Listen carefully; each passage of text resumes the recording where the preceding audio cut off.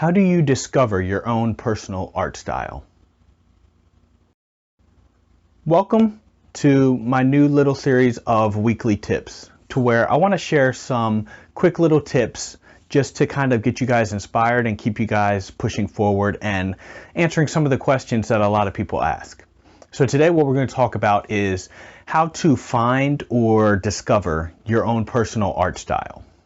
Now, there's been a lot of people that have kind of go into this, and really, especially beginners, really get worried about it or are trying to find that before they find anything else. Style is something that you can definitely help yourself to develop a little bit quicker, but there is a certain thing that will come through and kind of, I believe, will show through your work. So there's a certain subject matter, a certain style, certain things that you like. And those are the things that are going to show through in your own artwork, and they're going to help to kind of develop your own style.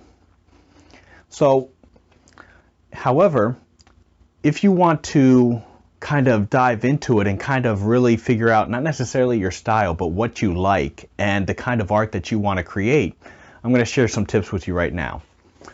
So, first off, gather up some artists that you like.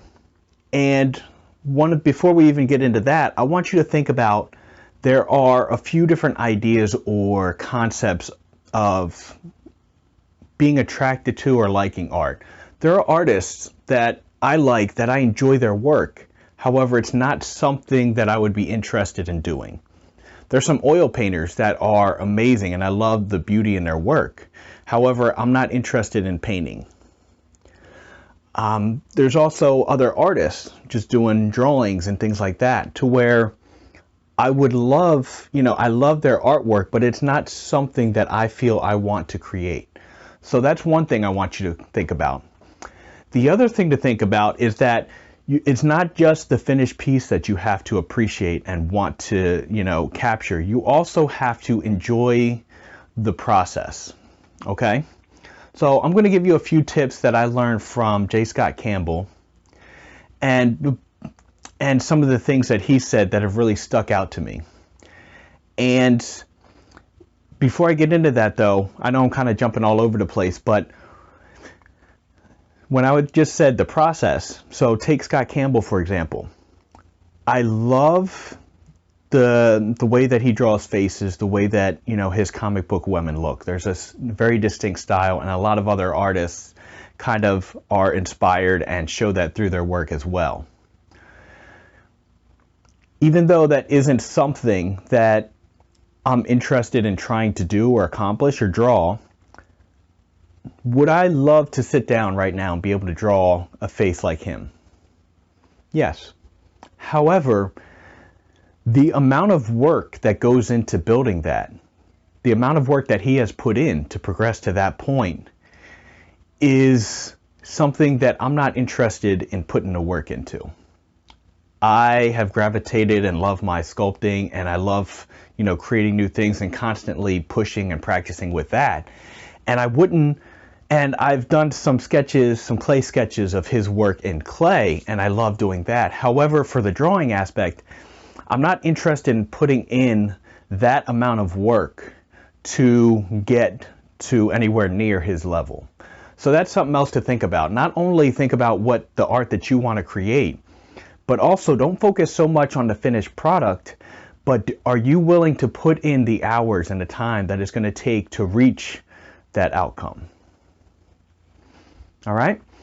So, getting into these tips, here's what I would suggest. And this is what I learned from Scott Campbell. That take 5 to maybe 7 of your favorite artists that you just love their work and you would love to create something. There's just something in there that speaks to you and you would love to create that kind of artwork or something in that realm of art. And then from there, take 5 to 7 pieces of artwork and just kind of gather them up, save them on your computer, or you can put them on a dream board. And after you do that, what you're going to do is you're going to forget about the artist completely and just look at the artworks themselves. And you're going to look at them and you're going to see, you're going to start drawing connections between them and what certain ones have. You're going to find some might be a little, you might find that your choices are a little more surreal or a little more realistic, or is it the way that they draw their lines or the line weight, or is it because of, you know, there are a lot of oil painters, or is it because they're pen and ink and doing a lot of cross hatching and there's a certain style there? Or with sculpting, is it a little more realistic? Is it a little more cartoony? Is it a little more stylized? How is it that they kind of block things in and build things up? Are you interested in casting in plaster or resin? Just start making as many connections as you can, and then finding out what it is and how you feel about it. What excites you so much about these different aspects? Because after you have all of these pictures and you start making these connections, now you're going to have an idea of, you know, for example, let's say, you know, I like, you know, the pen and ink, or no, I like the pen and ink with the cross hatching, but I like it in more of a cartoony feel. I still like the black. I like the black and whites, but I also really like the watercolors and the way that, you know, the contrast that's in the watercolors and how they kind of flow together. Now you're going to have a little blueprint to where you can start playing around with the materials and creating images in that style. And another thing that can help is doing almost like masterworks that, you know, you would do in school, you know, off of Michelangelo or Da Vinci or any of the Renaissance artists. We used to do masterworks to where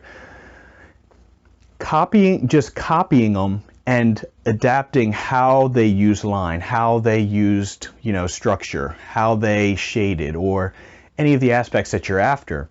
And just the act of actually copying for your own learning purpose is going to help you to start seeing a little bit more of what they thought about as they were drawing, as they were creating.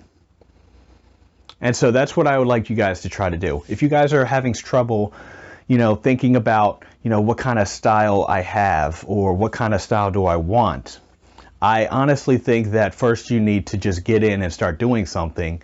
But as you start gravitating towards the different things that you like, I think these techniques here will help you to kind of push yourself into that direction to where, you know, you're finding a little bit more about yourself. And as you use that blueprint and start, you know, drawing things with those materials, with those concepts in mind of, you know, I like this surrealist, you know, dark kind of horror art, you're going to start, as you keep pushing through, each piece is going to continue to get better, but you're going to start finding these little techniques and these little shortcuts or things that you do that will just start to define your own style. And so that's what I think you guys should do. So if you guys have any questions, please ask. Let me know what you guys think, and go out there and just start creating. And the more that you create, the more that's going to shine through, and the more that you're going to discover about yourself. So go out there, have fun, and be creative.